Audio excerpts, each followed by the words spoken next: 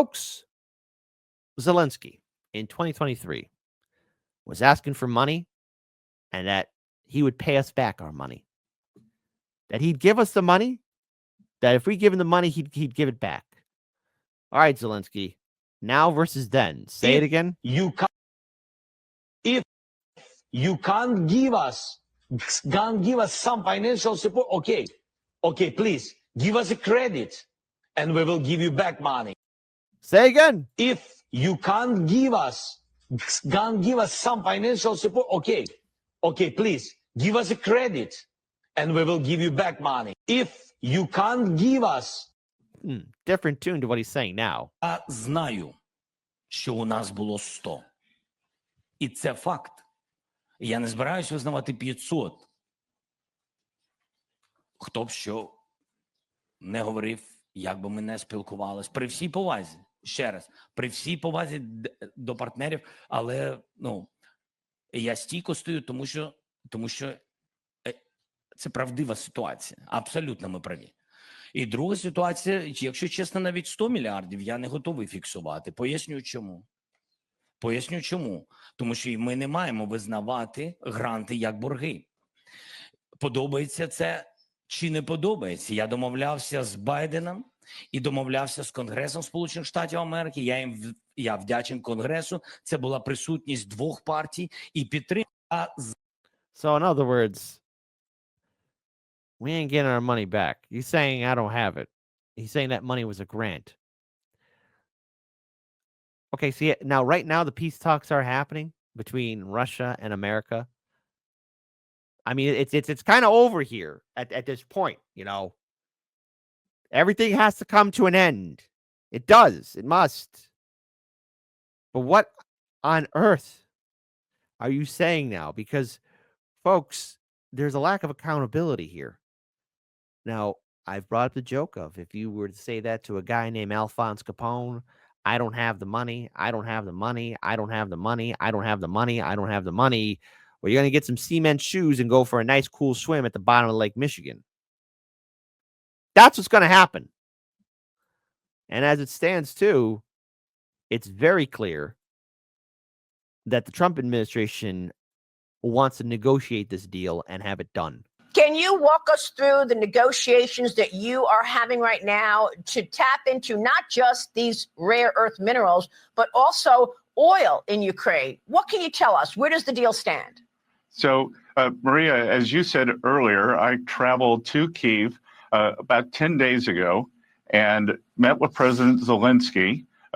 And this deal is part of President Trump's long arc negotiating strategy for peace between Ukraine and Russia and to let the Ukrainians get back to a peaceful existence. So the first part of this is a partnership between Ukraine and the U.S. that involves strategic minerals, energy, and state-owned enterprises where we set up a partnership and we are only looking forward.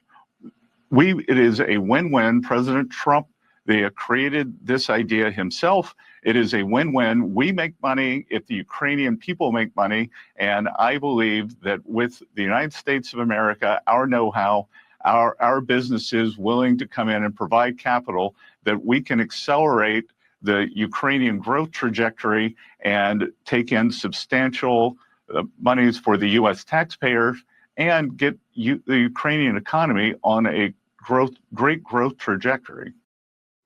Now, unfortunately, Zelensky has other thoughts that are, well, rather frightening.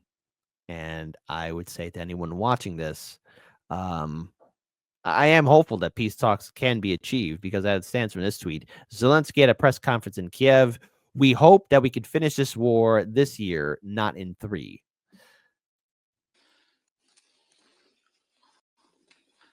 We hope that we can finish this war this year, not in 3 years. Not looking good. Case in point, Zelensky must negotiate. So Ukrainian leader President Zelensky should follow Russia's example, which has made great progress in negotiations with the U.S. Defense Secretary Pete Higgs.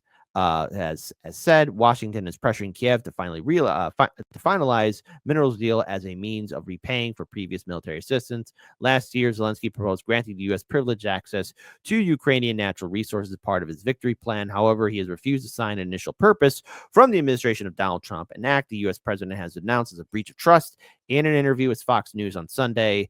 Again, members of the Trump administration have said that they contrasted the situation with Russia's diplomatic engagements with Washington in recent weeks. Zelensky should come to the table because the economic partnership is an important thing for the future of this country, and we hope that he will very soon. And speaking of economic partnerships, once again, you have members of the Trump administration even going on CNN explaining what they want. Well, Jake, let me say this with regard to the mineral rights agreement.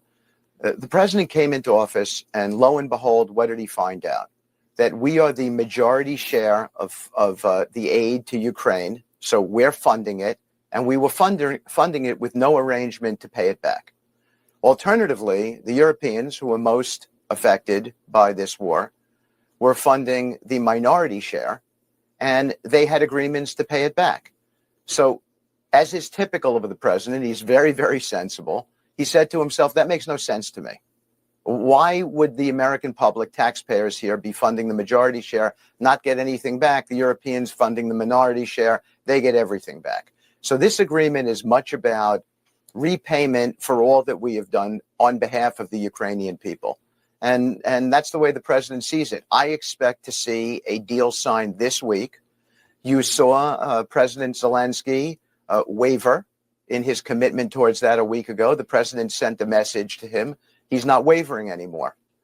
I think there's a reason he's not wavering. It's because he realizes that we have done so much, and that agreement belongs being signed. And I think you'll see it signed this week. Now, there's still much posturing and saber rattling on both sides. I do want to pull up this rather concerning video that has also been shared on Hotspot. Shout out to Hotspot. They're doing some fantastic work. But nuclear-capable U.S. BH-52H Stratofortress bomber, accompanied by NATO F-18s and F-35A fighter jets, conducted a flight over Estonia near Russia's border. Say it with me, folks.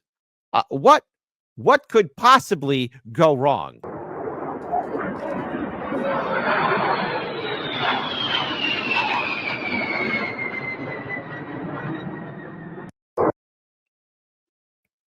Hey, where's Major Kong? And you see him riding that atomic bomb all the way down to the end. You know, when I was a kid, I found that scene to be funny.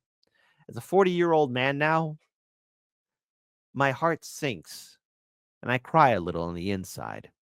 I want to pull up this other statement here as well. This is from the article from RT. During a press conference on Sunday, Zelensky asserted he would not sign a minerals deal with the U.S. that would obligate 10 generations of Ukrainians to pay. He also proposed resigning in exchange for Ukraine's immediate ascension to resigning for Ukraine's immediate ascension to NATO, a prospect several members of the U.S.-led military bloc have dismissed. Failing that, Zelensky aims to establish a NATO within Ukraine, envisioning an army of at least 800,000 troops, which he claims Western donors should fund.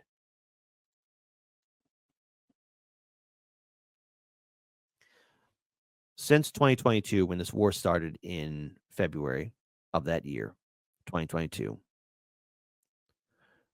countless lives have been destroyed. The world has been put on edge because of a threat of an all-out war, a potential threat, and a very real one. Our lives are being played with by those at the top. This war has to end. The madness has to end. And sadly, we as citizens are stuck in the middle. This is why there must be a strong anti-war movement, because this world is precious. Once those nukes drop, that's it. The damage is irreversible. There won't be a great reconstruction.